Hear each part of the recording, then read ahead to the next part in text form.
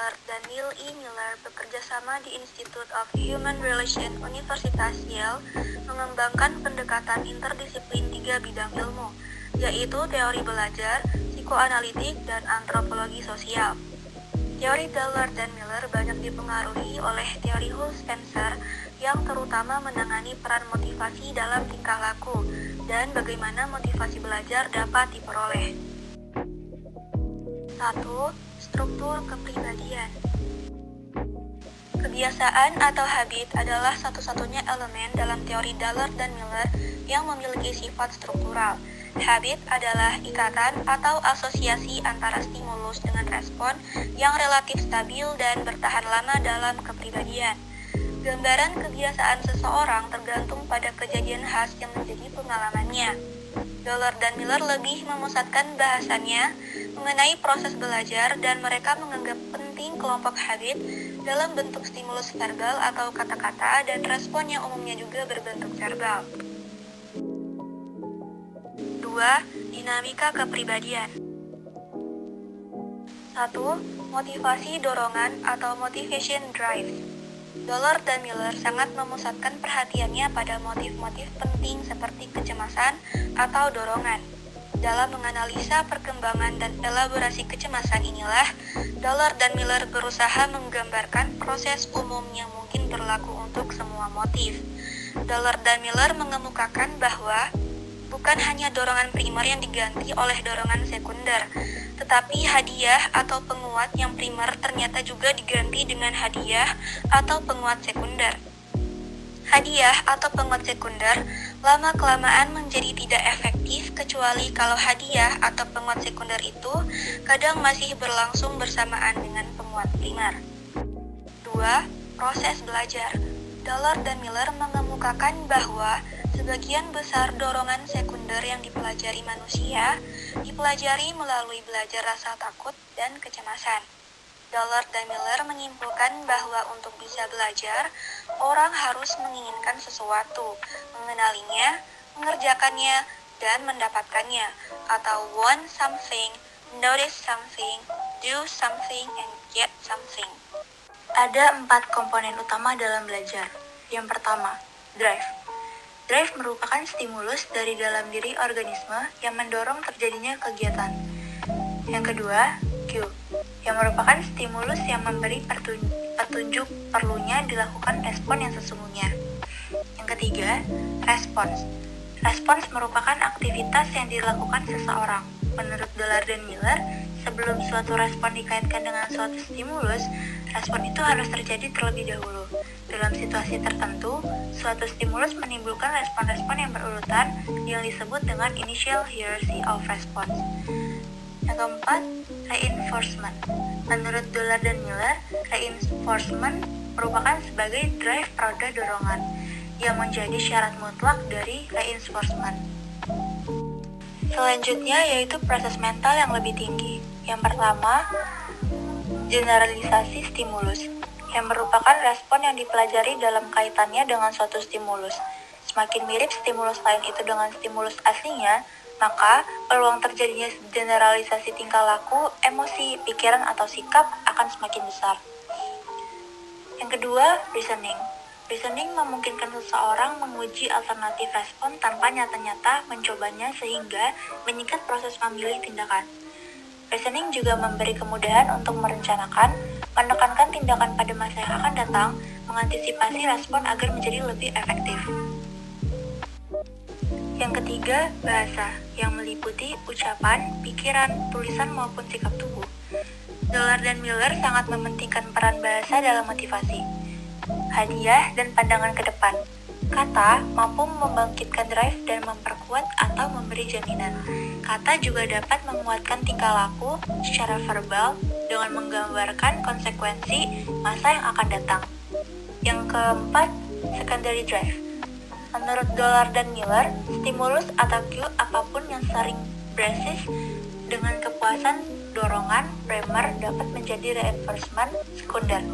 Semua drive sekunder dapat dianalisis asosiasinya dengan drive primer. Walaupun terkadang asosiasi itu begitu kompleks sehingga sukar untuk ditemukan jejaknya. Selanjutnya yang keempat yaitu model konflik. Menurut Dollard dan Miller, konflik membuat orang tidak dapat merespon secara normal. Ada 5 asumsi dasar konflik. Yang pertama, kecenderungan mendekat atau gradient of approach, yang merupakan kecenderungan mendekati tujuan positif semakin kuat kalau orang semakin dekat dengan tujuannya itu. Yang kedua, kecenderungan menghindar atau gradient of avoidance. Kecenderungan untuk menghindar dari stimulus negatif semakin kuat ketika orang semakin dekat dengan stimulus negatif tersebut.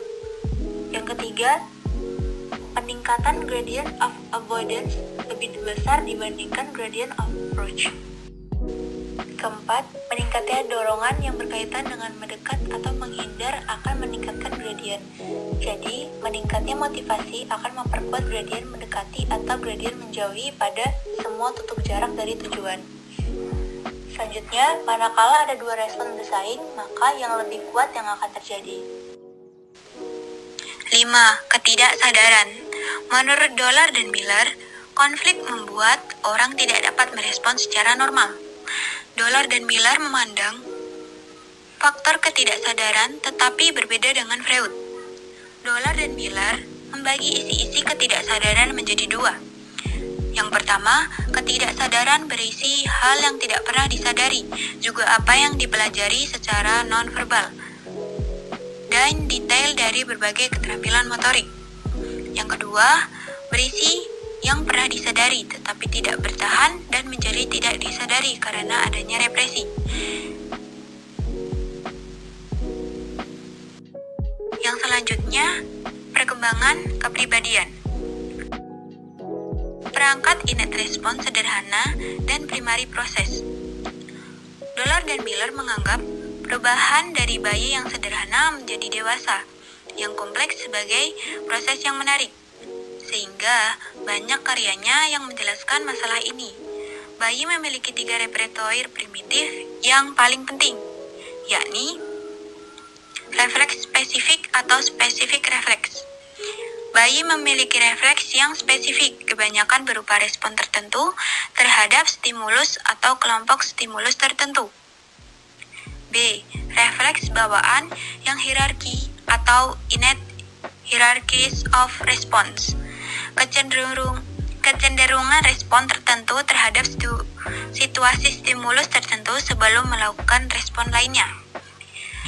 Selanjutnya, dorongan primer atau primary drive. Stimulus internal yang kuat dan bertahan lama, yang biasanya berkaitan dengan proses fisiologis. Drive ini memotivasi bayi untuk melakukan sesuatu tetapi tidak menentukan aktivitas spesifik apa yang harus dilakukan. Yang kedua, konteks sosial. Kemampuan memakai bahasa dan respon isyarat sangat dipengaruhi oleh konteks sosial di mana orang-orang itu berkembang. Sebagian besar interaksi anak dengan lingkungan berkenan dengan bagaimana menghasilkan simbol komunikasi verbal atau verbal cues, serta bagaimana memahami simbol verbal produk orang lain.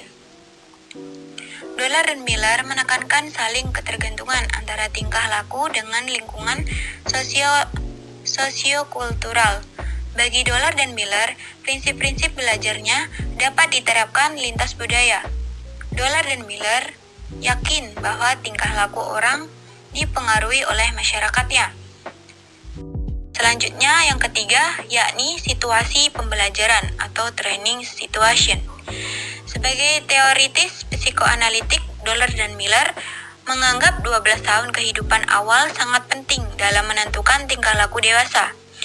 Ada banyak peristiwa di mana konflik mental parah yang tidak disadari dapat timbul. Dollard dan Miller menyimpulkan bahwa untuk bisa belajar, orang harus menginginkan sesuatu, mengenalinya, mengerjakannya, dan mendapatkannya. Want something, notice something, do something, get something. Inilah yang kemudian menjadi 4 komponen utama belajar, yaitu drive, cue, response, dan reinforcement. Yang keempat, yakni psikopatologi dan perubahan tingkah laku.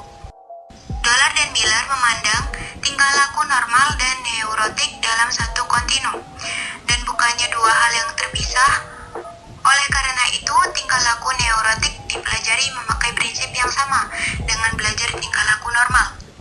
Inti setiap neurosis adalah konflik ketidaksadaran yang kuat dan hampir selalu bersumber di masa kanak-kanak.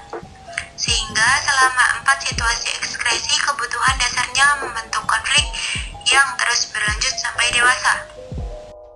Baiklah, sekian pembahasan dari kelompok kami. Terima kasih.